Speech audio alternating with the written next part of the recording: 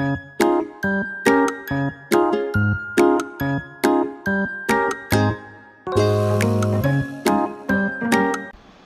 Friends, welcome to అమ్మమ్మ గారి వంటలు. ఈరోజు మనం సాబ్దానా పాపడాలు చేసుకుందామండి. సమ్మర్ వచ్చేస్తుంది కదండి.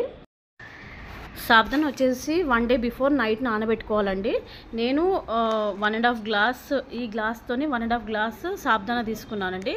తీసుకొని నైటే నానబెట్టాను. ఒక బౌల్ తీసుకొని ఏదైతే మనం నానబెట్టిన సాబ్దానా ఉందో అది మొత్తం పోసేయాలండి, వాటర్తో సహా. పోసేసిన తర్వాత ఒక 3-4 పచ్చిమిర్చి తీసుకుందాం.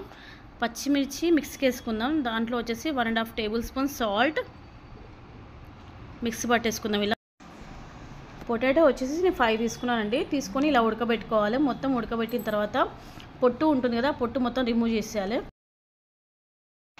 ఇట్లా అన్ని పొట్టు తీసేసిన తర్వాత మిక్సీ జార్లో కట్ చేసుకొని కొన్ని వాటర్ పోసి మిక్సీ చేసుకుందామండి, గ్రైండ్ చేసుకుందాం. అండ్ ఏదైతే సాబ్దానా ఉందో అది కింద అడగంటకుండా స్లోగా కలుపుకుందామండి.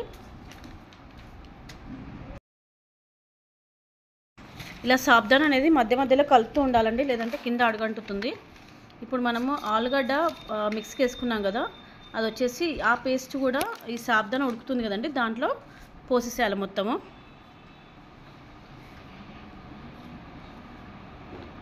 సాబ్దానా ఉడికిన తర్వాత ఇది ఆలుగడ్డ ఏదైతే మిక్స్కి వేసుకున్నామో అది కూడా పోసేసేయాలండి. పోసేసి 2 బాగా మిక్స్ చేసేసి దాంట్లో పచ్చిమిర్చి పేస్ట్, కొంచెం కొత్తిమీర, కొంచెం జీలకర్ర వేసి ఒకసారి కలిపేసుకుందాం మొత్తము.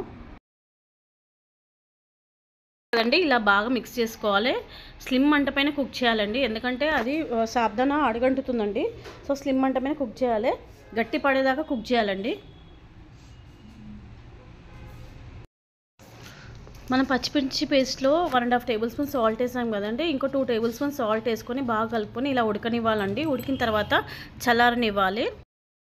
సాబ్దానా చల్లారనివ్వాలండి. చల్లారిన తర్వాత ఇలా ఒక క్లాత్ మొత్తం పరుచుకున్న తర్వాత అదైతే పాలిథిన్ కవర్ తీసుకొని ఇలా వేయాలండి. ఒక్కోటి అంటే మనకి ఇష్టమైన షేప్లో వేసుకోవచ్చు. సో నేనైతే ఇలా వేసుకుంటున్నాను. ఇలా మొత్తం వేసేసుకోవాలండి. వేసేసుకున్న తర్వాత మొత్తం అది ఎండకి చాలా ఎండాలండి. ఎండిన తర్వాత దాన్ని మళ్ళీ బ్యాక్ తిప్పేసి మళ్ళీ ఎండనివ్వాలి. ఒక 2 డేస్ ఎండలో కంప్లీట్గా ఎండనివ్వాలి. ఎండిన తర్వాతనే అవి వేయించుకుంటే మనకు కరకరలాడతాయి, లేకపోతే పచ్చి పచ్చిగా ఉంటాయండి. అండ్ వాసన కూడా వస్తాయి, స్టోరేజ్ చేసుకోవడానికి నిల్వ ఉండవు అన్నమాట. ఇలా ఎండిన తర్వాత ఇలా ఉంటాయండి, చూడండి. ఇలా ఎండాలి. 2 డేస్ అయినా పర్లేదు, 3 డేస్ అయినా పర్వాలేదు, కానీ ఇలా ఎండనివ్వాలి. ఆయిల్ తీసుకుందామండి. ఆయిల్ హీట్ అయిన తర్వాత ఇప్పుడు వేయించుకుందాం. సాంబార్లో కానీ పప్పులో కానీ సూపర్గా ఉంటుందండి కాంబినేషన్.